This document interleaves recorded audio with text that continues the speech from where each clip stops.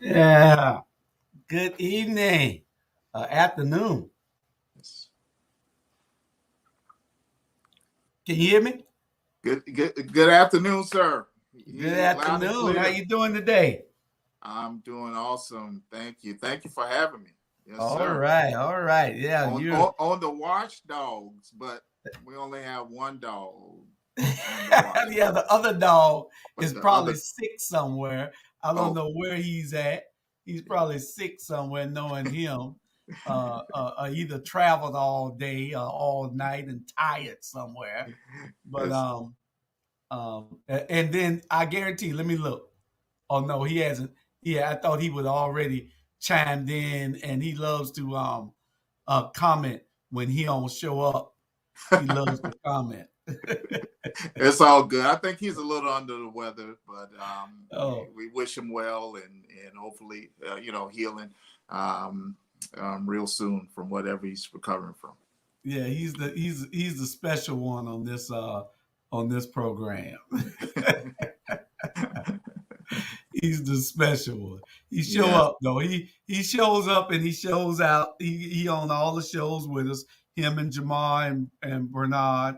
We do a whole lot to try to keep things up and running and moving around here. Well, I definitely won't hold that him not being here against him today because you're right. He does do a lot for ATR.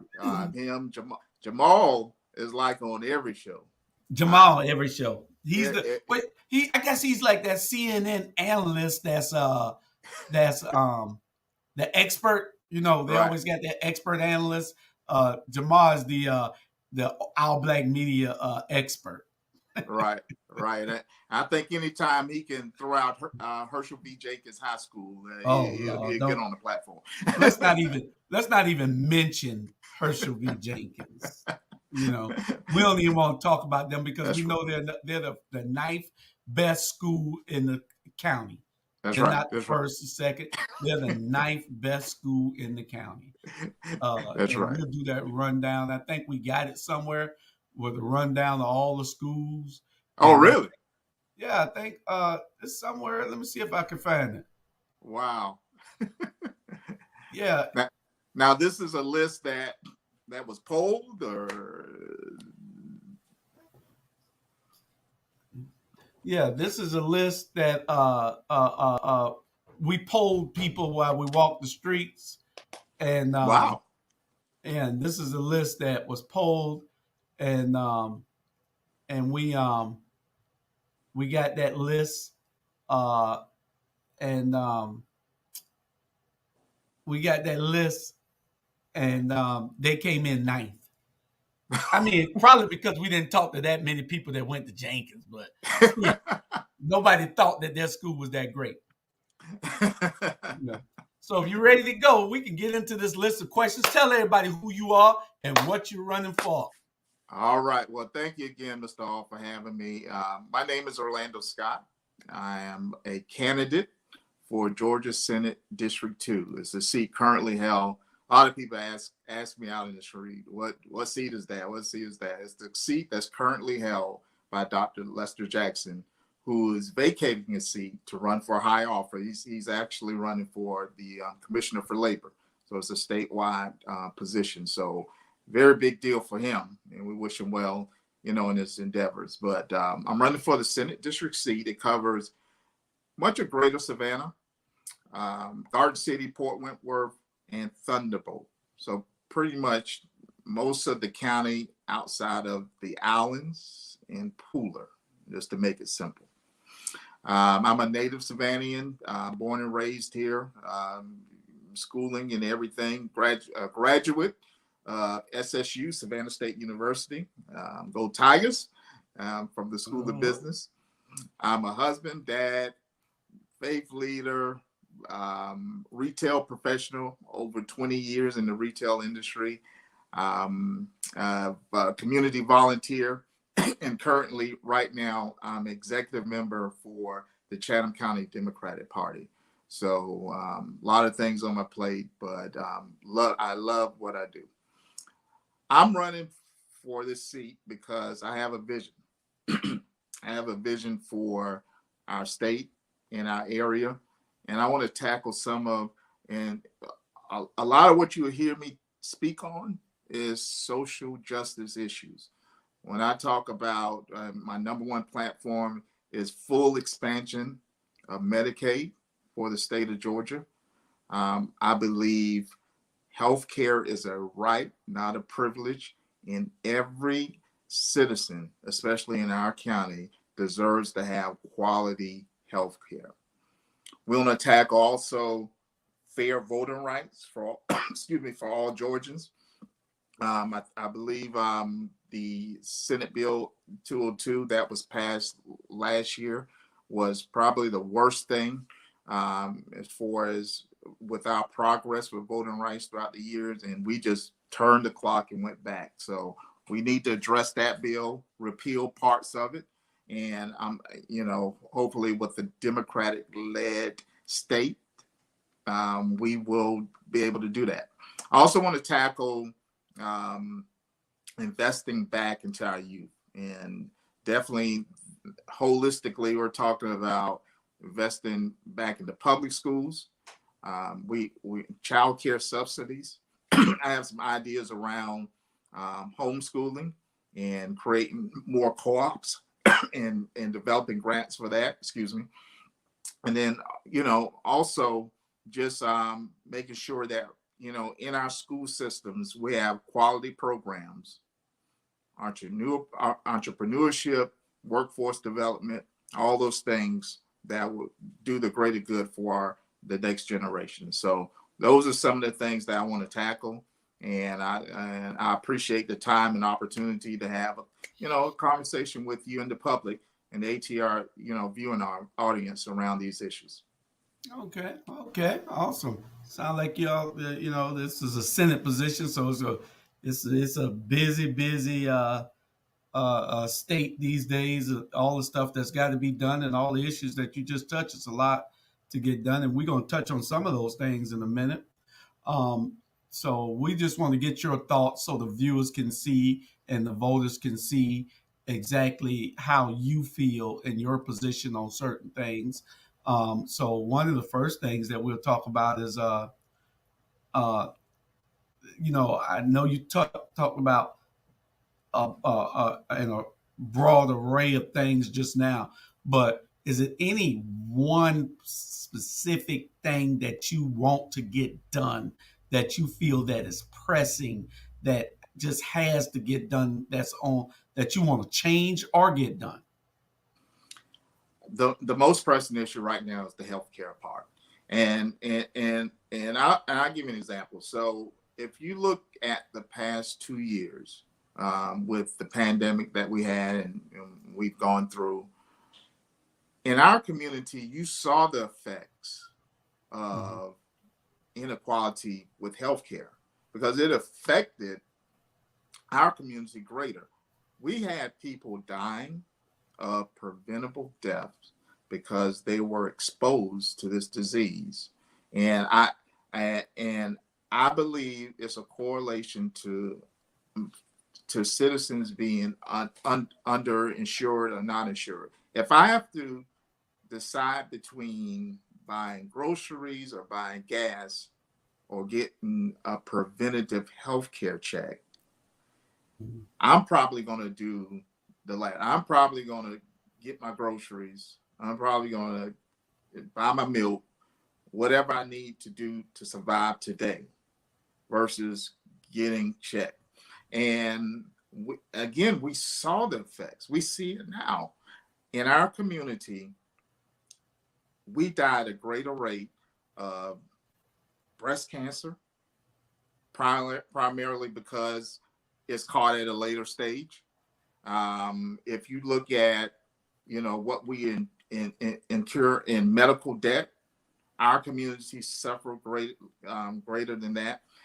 And then to have a healthy, vibrant workforce, we need healthy people. I mean, it's really a common sense approach. It's really a common sense approach. In the industry that I work in, I saw it. My frontline team members who, for whatever reason, didn't have quality care, had more sick time out of my building than anyone else. A lot of people, they come up with this narrative that people don't want to work and all of this. No, they're home sick, or they're taking care of their kids that's sick because they don't have quality health care. And we can't have a vibrant community. We can't bring additional jobs in here if we don't touch on some of these, social justice issues like healthcare, like housing. Like, we can bring all the companies in the world here, but if people can't afford to live here, then what good is it? So Right. in my opinion, that's why it's the number one issue for me, my number one platform. I firmly believe healthcare is the foundation of everything we do here. Okay. So we see where you're going. So anybody that wanted to uh, give you any ideas, you're open to that for any Absolutely.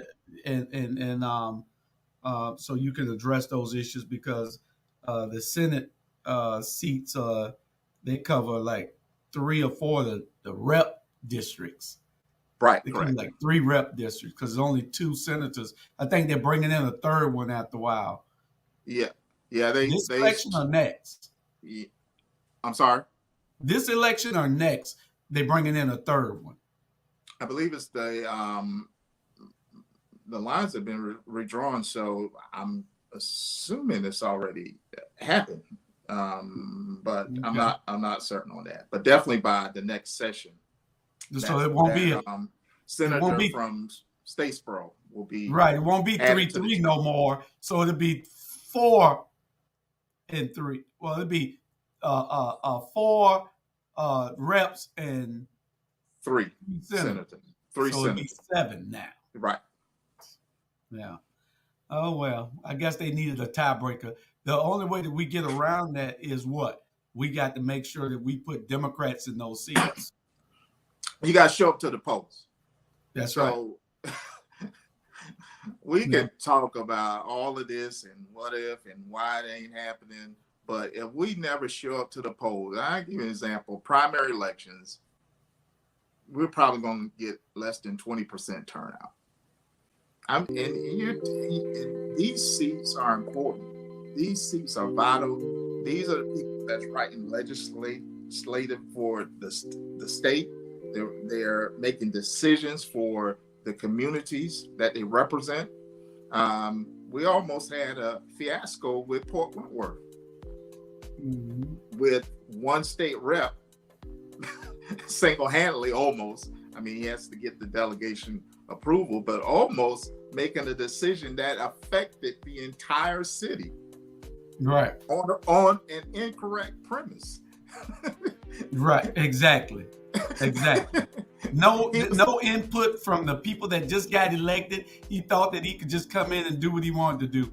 But and that's one of the things that we want to try to prevent. Yeah. So it's a very critical seat, and that's why. I mean, at the end of the day, it comes to going to the polls. At the end of the day, because that's how we're going to take control. And it's not about just voting for a candidate. Vote for a candidate that stands for your values, the values that you have, the values that you believe in. I mean, and I don't think we do enough of that. It amazes me, Julius. It amazes me in how uneducated we are around the electoral process. We don't know our state reps. We don't know our senators. And we don't vote. We don't take the time to research. These are things that affect you every day. So, as a community, we have to get better with that. So, and the only way we're going to make the change is we got to come out and vote. Yes, sir. Yes, sir. Our next question. What are your thoughts on the upcoming statewide elections, being that we have Senator Warnock up for election? Ooh. We got all these statewide seats up. And then, the headliner is Stacey Abrams for governor. And if I noticed recently, when you look at Purdue and Kemp's commercials, they're not against each other trying to knock one out so they could run in November against Stacy. They're both attacking Stacy right now. You know, Well, yeah, I that's mean, unheard of.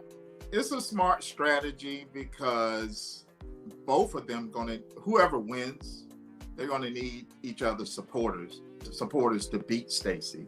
So it's a smart strategy of not attacking each other.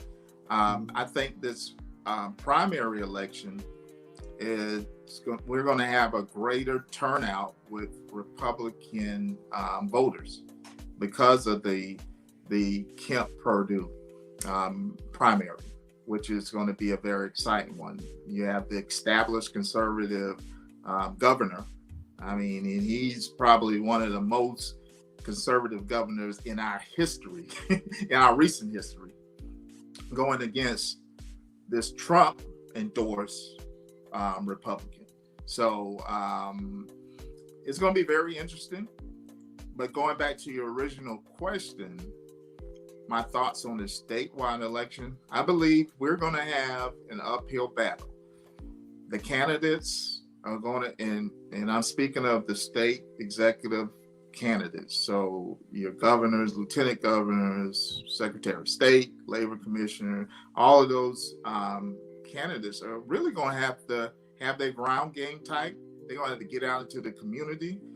Stacy lost by a small, narrow margin of voters in 2018 and I believe they're going to have a greater turnout in 2022, which means she has some ground to make up. She hasn't. I haven't, and this is just me talking. I haven't felt that energy that we had in 2018 with her when she was coming out, grassroots, ground candidate. I haven't felt that yet. Hopefully that's coming. I think even I personally know Reverend Warnock. I believe he's been too quiet. And he's going to have a harder battle this go around.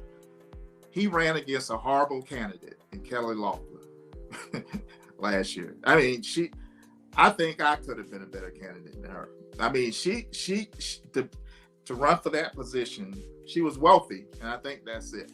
That is my opinion. But he's going against a figure, and I use this term.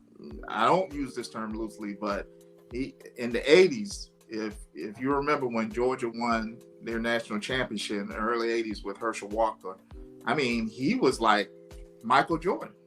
Yeah. He was like a god. Yeah, he was like sliced bread. I mean, really.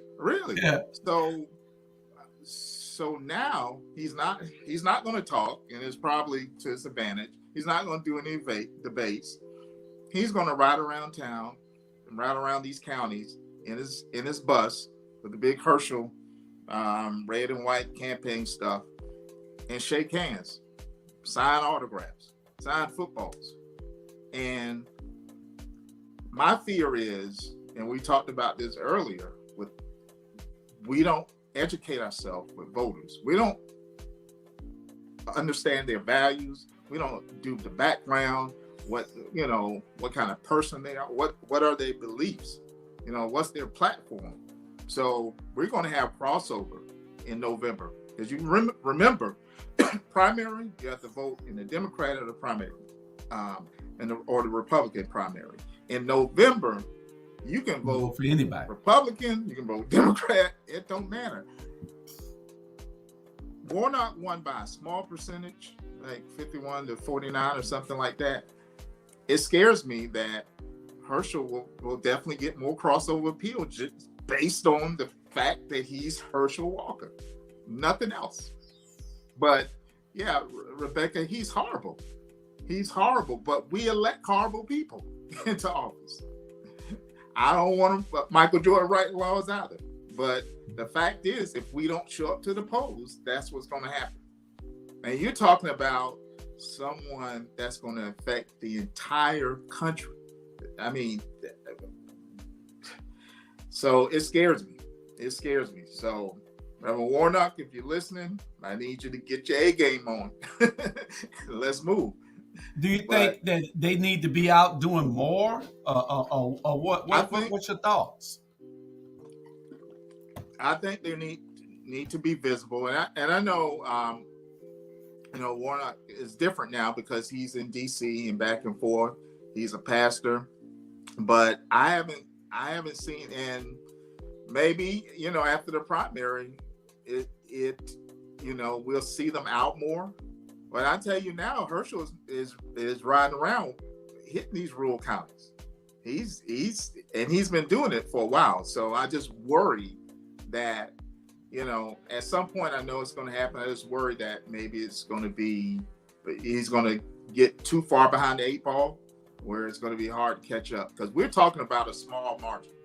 So, do you think that that the Democrats are content and think that since Stacey's in it, that they're just going to be a sweep at the polls, or do you think they're waiting to after the primary, then it's going to be full throttle, all gas, no brakes? What's the thought on this? So we have a history, and the best predictor of the future is to look at your past history. We have a history of being complacent when we take control. Every Democratic president in recent history that's elected to president, the next term normally loses control of the House or the Senate, because we got happy because we elected a Democratic president. And it happened to President Obama when he got elected in 2008. And then so you don't think that momentum is still there, that they're enthusiastic about changing, since they changed Trump out, that we're going to now change Kemp out and not get Perdue in there, and that we can change the whole state? I don't think that momentum that we had 13, 14 months ago is still there. I just don't feel it. And I'm not speaking as a political candidate. I'm not speaking as a future public servant. I'm speaking as an average lay citizen. I don't feel it. So and that's a part of the campaign game. We gonna have to turn up the heat. My guess is they'll do it after the primary. I just hope it's not too late, But it's a lot that has to be done. I'm looking at it, and in order for us to change anything, we got to take over. You can't change anything if you're not in control to take it to make those changes.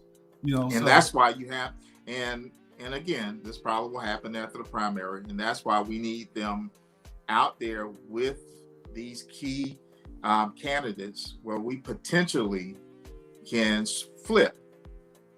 My partner Jay Jones is in one seat that we potentially can flip.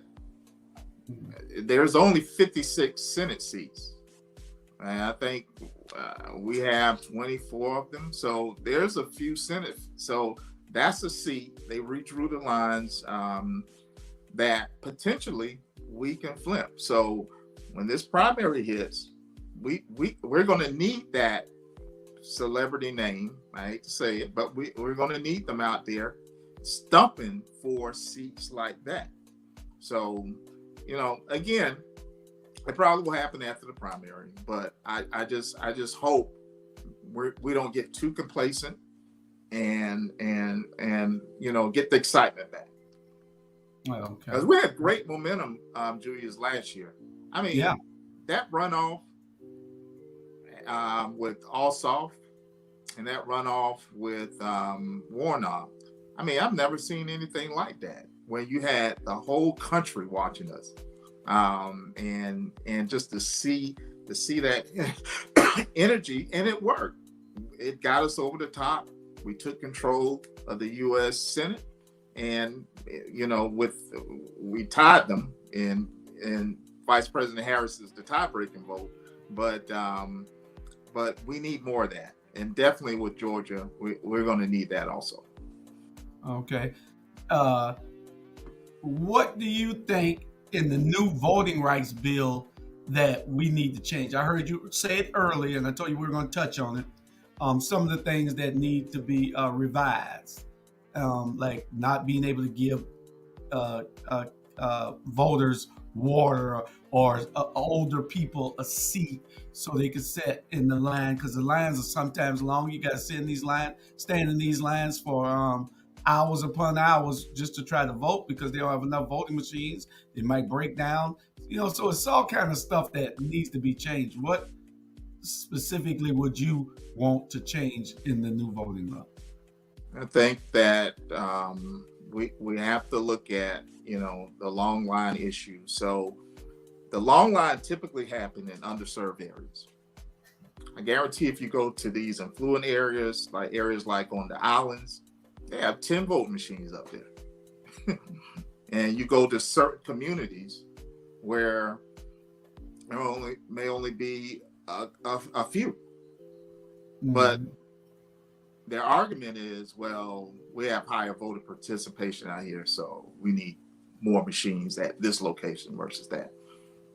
We got to look at that. We have to look at revising. I have no idea why we only have one drop box. With most counties will only have one drop box for the entire county during the election cycle. And the drop box has to be located inside the Board of Elections only during business hours. That blows my mind. We got to look at that. A city as big, I think it's 1 per 100,000, but it does us no good if we can't make it accessible to everyone in the county. And I don't think having it in the Board of Elections office inside all the way to the back is accessible. Like you have to literally, I was speaking with someone from I think the League of Voters the other day, and you have to literally walk all the way to the back to put your absentee ballot in. And that doesn't make sense. So we need to look at that. The one piece of the bill, and we're talking about Senate Bill 202, that scares me is the ability for the Secretary of State's office to come in. They can make a case and take over any board of election, mostly in these rural counties where the likelihood of corruption is very likely. That piece scares me even more so than the not being able to hand out water during while someone's in line. The fact that we had a president, if you remember President Trump, he was bold enough to call Rattenberger and said, hey, find me 11,000 whatever votes. Yeah. Okay. If we took over a lot, we made a case, took over an office, a board election office, if we had a corrupt, person that would run it, hey, they could probably find a few thousand here, a few thousand there. So that part of the bill scares me. I think it should have been added in, and we need to repeal that section of the bill. That's the biggest, I think, the biggest concern that I have with Senate Bill 202, and we definitely need to look at that. Okay. All right. Okay. Next up, the new open carry gun law that was just passed the other day. The governor just signed it. You don't have to have you can bypass federal law and not be background checks. You don't have to have a license. I mean, what are these people thinking about? What's your thoughts on the new open carry gun law? I think violent crime is rapid around the country, not just here, but around the country. I think people are hurting. And when you have impoverished areas, so Chatham County, 1 out of every 4 people, in Savannah, 1 out of every 4 people lives in poverty. The likelihood of violent crimes going up and increasing, it correlates to that number. So with all that's going on, you're saying let's put more guns on the street. Yeah. as a solution. I think it is so irresponsible. That they would even produce a bill like that. But we have elected state officials that would sign off on making our streets more dangerous. That's what it's doing. And it's all political, Julius. His 2018 campaign was based on easing gun laws. That's what he ran on. He didn't have a commercial. He was sitting in the chair with his son, pointing the gun at the son. I mean, it's crazy. It's all political. He's trying to get reelected. He's appealing to his base. NRA, that's big money that gives to them, and I think it's very sick. Kemp has done more damage politically to our state than any governor in recent history. He needs to go. At this point, I'll take Purdue over Kemp. I'll take Purdue over Kemp. And that's not saying like I want we want Stacey Abrams in office. But Kemp needs to go. Well, the only reason that I wouldn't take Purdue is Purdue is backed by Trump, and that he'll do whatever Trump says. At least Kemp did buck on Trump. He bucked on Trump, but I think that we don't need neither one of them.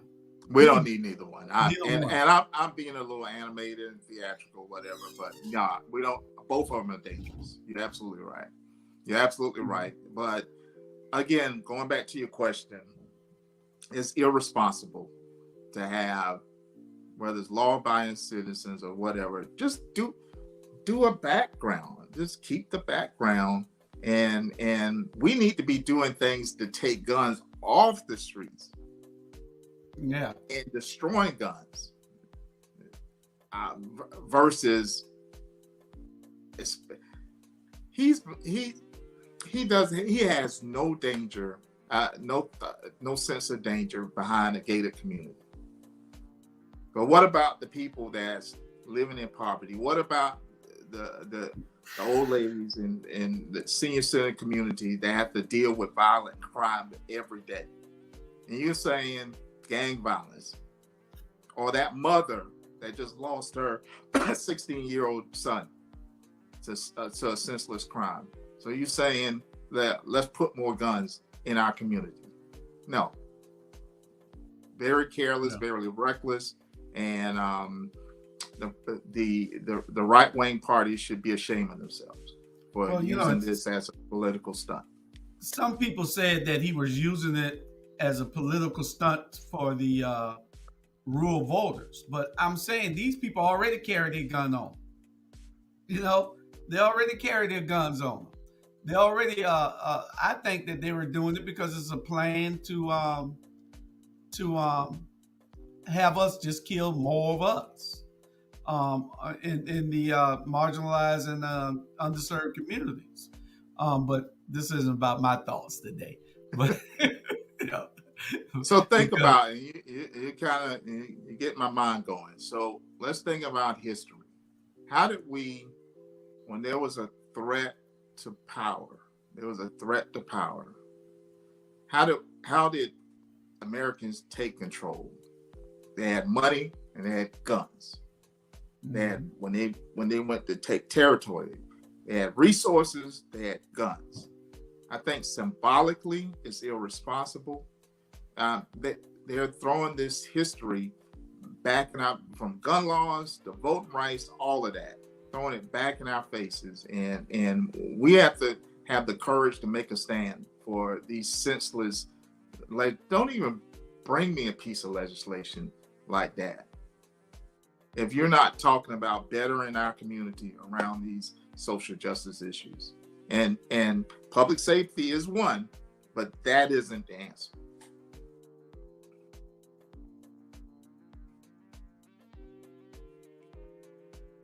Already The next thing is legalized gambling in Georgia. Give me your thoughts on that. I'm not, this is a priority for me, and that's the honest truth. I'm not totally against it. I understand the economic, aspect of it. My thing is, let's address some poverty issues. Let's address some issues that will help the better good for the underserved, for the left out, before we get more gambling in our state.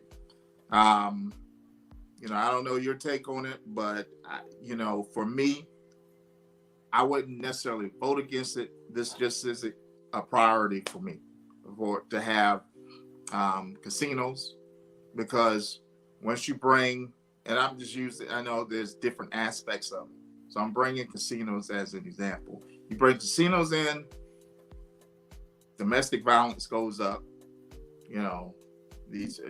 Crime in the area that the casinos in goes up, prostitution goes up. You have to worry about, things like, child safety and all of that. Yeah. So, for me, this wouldn't be a priority for me. I wouldn't be totally against it, but I think there's some other pressing issues around that. So I'll leave that there. Okay. Because I know the people want to know, because you got a lot of people, they take bus trips and everything, but it's different because then they only doing it periodically. When they're going out of town to do it, to New Orleans and Mississippi and Carolinas and Florida to do it. Every state around us have it except Alabama and Georgia. And so I guess so it's coming. Like legalized marijuana is coming. So I think we have to manage it, legalize it, and then make sure that the communities that is coming into is getting their fair share to help with social service programs that these types of industries bring. Right. So again, I'm not totally against it, it's just not a priority of mine. Yeah, I want to go back real quick. I want to go back to something a viewer said. Rebecca said it also gives cover to officer-involved shootings. It's so dangerous. You're right. You're making it where everybody can throw the gun, so now the officer can shoot anybody because they can say they had a gun on. And mostly everybody gonna feel like, well, I gotta carry mine because I know he got his. So it's real dangerous. These people aren't thinking. I think that's why I say it's a bill to get rid of us, and it needs to be looked at a little bit. That's a good assessment. And if you think, I know in the past 6 months, how many officer-involved shootings we've had? 7. How many? 7 in the last 6 months. Wow. So that's something to be said. And again, Kemp doesn't have to live in where I live. He doesn't live where most of my constituents live. And I honestly believe it's all political. It's all political. Oh, ain't no question. No question, it's all political. But with the Supreme Court, with the legalized gambling in Georgia, we're going to, once this election is over, I would just say call your congressperson and tell them how you feel, to the viewers out there, because it's a lot of people that's for it and it's a lot of people that's not. This is supposed to be the Bible Belt is what they call this, the Bible Belt. But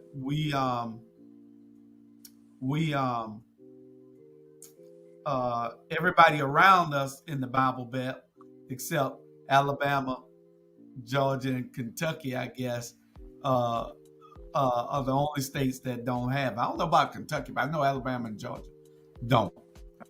So I mean, you got the Yes. lotto, you got all kinds of stuff you could do with the lotto.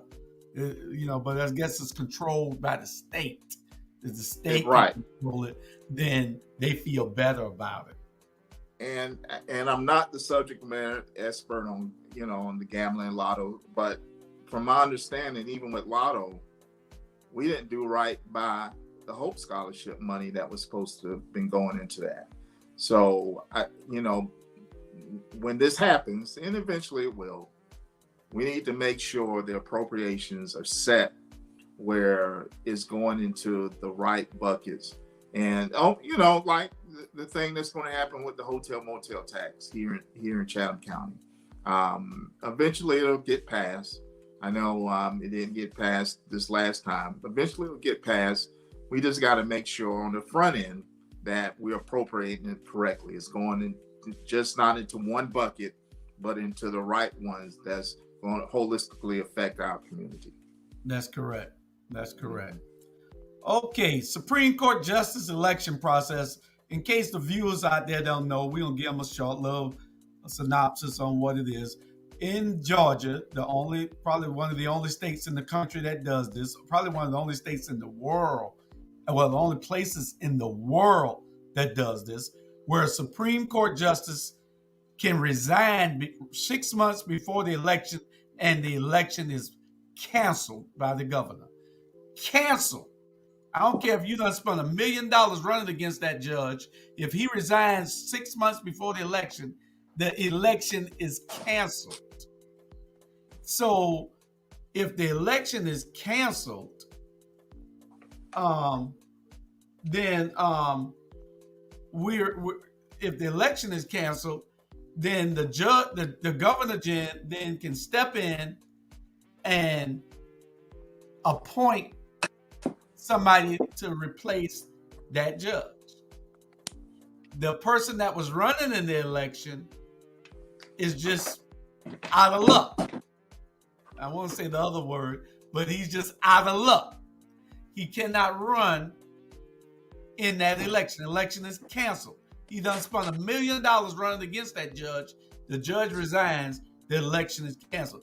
It is unfair. I think they have they've appealed it to the Supreme Court and of the Supreme Court of the United States to try to get an answer. I don't know where Orlando went.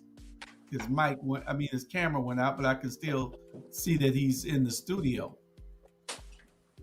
Can you hear me, Orlando? Yes, sir.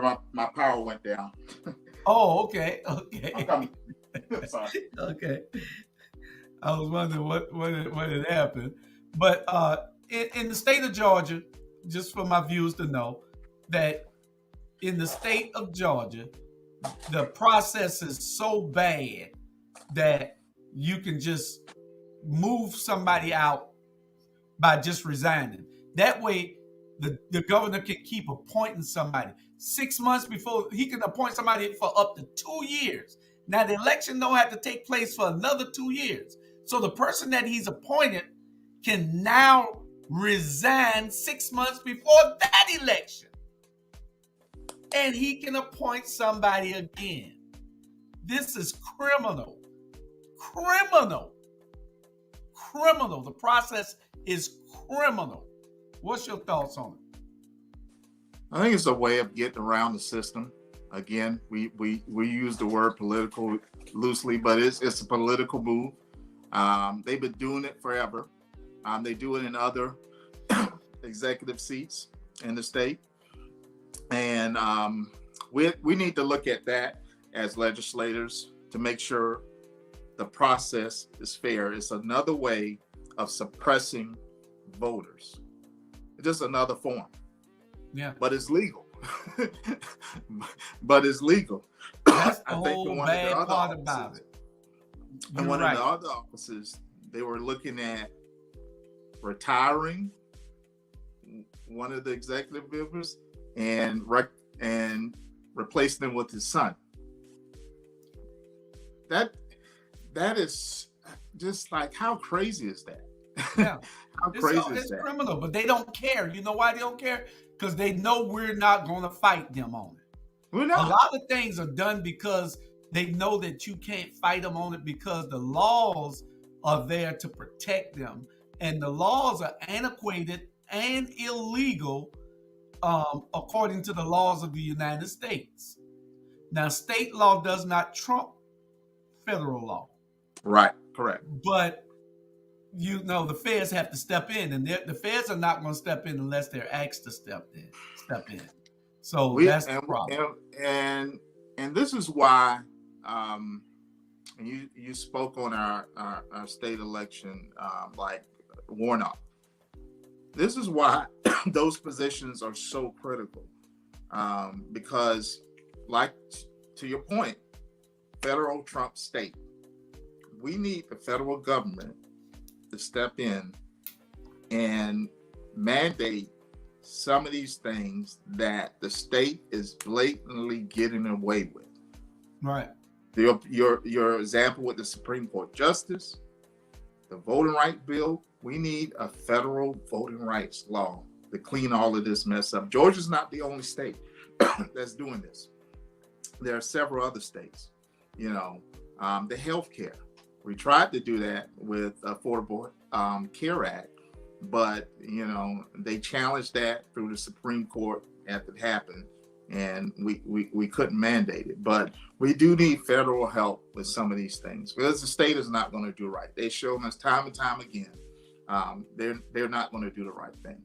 So it's very important. But yeah, it's a political game. It's a political game. That's all it is. Yeah. And it's a way to keep control. It's a way to suppress, another form of voter suppression, where we don't even get a chance to vote. Exactly. It happened in 2020 to John Barrow. John Barrow had done spent almost $1 million in that race against the run for judge, Supreme Court judge, and the race was canceled on him. How do you cancel an election when somebody's running? If that person retires, then they can't run.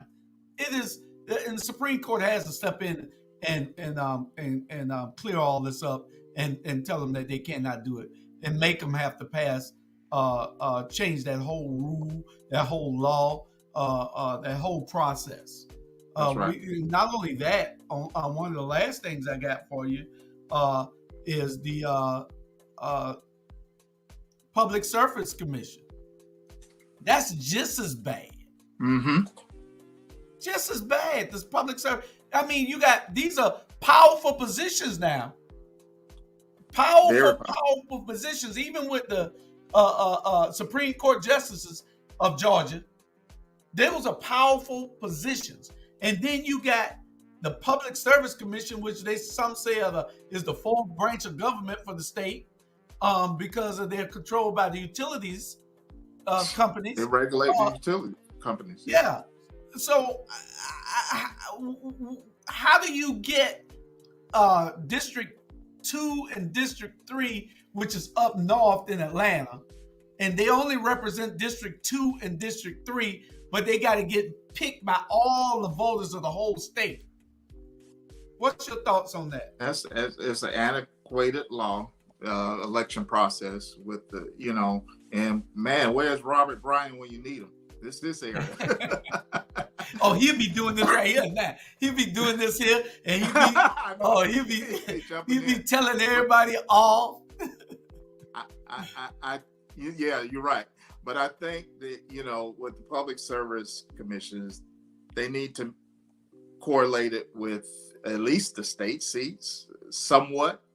And even if you have to double or triple up the state seats and make it more fair and equitable, because you're right. I shouldn't have to vote for someone in Atlanta that's on the other side of the state that don't even represent you.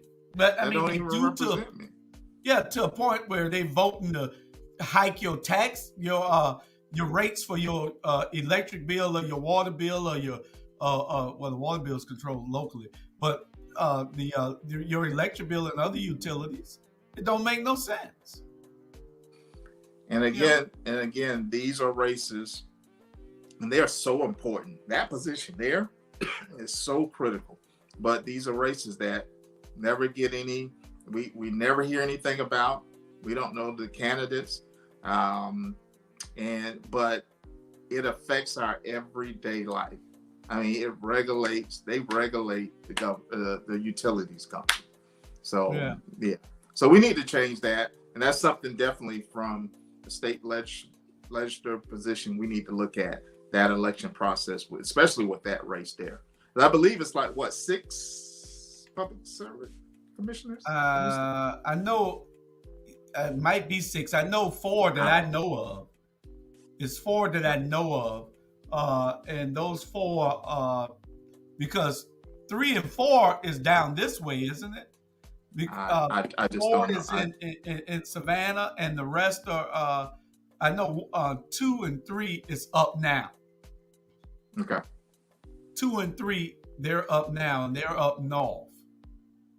So Robert, if he was here, he'd be able to tell us. He's the expert. He ran for public service commission a couple of years ago. Got over 2 million votes. 2 million votes.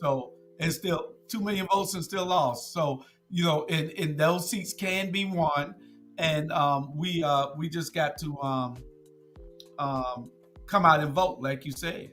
It is vital that we come out and vote. We're glad that you came on, gave us your opinion on these 7 or 8 things that we had, and just so the viewers can know everybody that's in this particular race. We got your one of your opponents, Representative Mallow. I think he's on next week. And then awesome. I think Robert said he's going to try to have both of y'all back to have a discussion before the election. So y'all stay tuned for that. Both of y'all are great guys, and and I'm sure we'll be well served. So in closing, you want to give everybody your closing and tell them how to donate to your campaign, how to volunteer to your campaign, and how to reach you. Yeah, and thank you again, Julius. Thank you again, ATR, for having me on. This has been fun. Maybe later I can be a co-host or something. I don't know. But well, originally this was supposed to be your show. I know. I just set myself up for that one. but hey, you never know. One day it may happen. But you guys are doing great. I appreciate the work you do. You guys keep us informed, and what I like about what you got, this is stuff you don't get anywhere else. People have a lot of opinions or whatever, but at the end of the day, you give us the information that we don't get that we can't get in mainstream media, we can't get in the papers, whatever. So we appreciate everything you do. But again, in closing, I would say I'm just like you. I'm an everyday guy. I'm dad, husband, a servant in the community. And my values, I believe in the same values you believe in, for a better today and a better next generation. And if you send me to Atlanta, I promise, I'll be a voice in the ear for you. So you can reach me on votefororlandoscott.com. That's my website. You can check out more information from me. You can also give. We need money to run campaigns, and it takes money, and it's very expensive. I didn't know how expensive a statewide campaign, a citywide campaign was until I got into this race. So please give, and you can reach me. Send me messages or whatever. I'm on Facebook and all that good stuff. So I appreciate you. Appreciate Savannah, and I look forward. Early voting starts May 2nd. Primary election day is May 24th. But thank you again for having me. This has been fun. Enjoyed you. And thank you, Brother Brown. Thank you. And we'll see you back in a couple of weeks when we have both of y'all back home. And so y'all can have a discussion. Love to do it. All right. Sir. Appreciate you coming out. All right. Thank you. All right. Like that.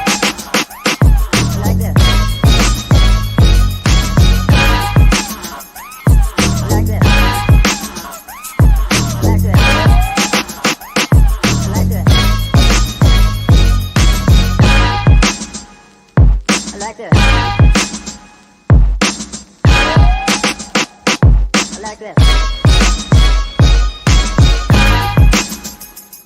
I like this. I like this.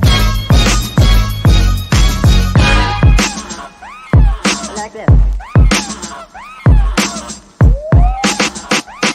I like this.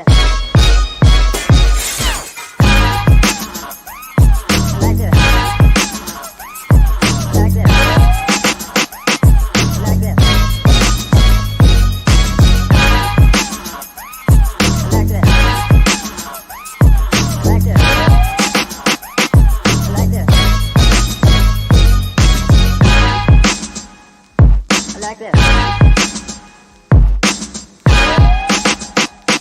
I like this.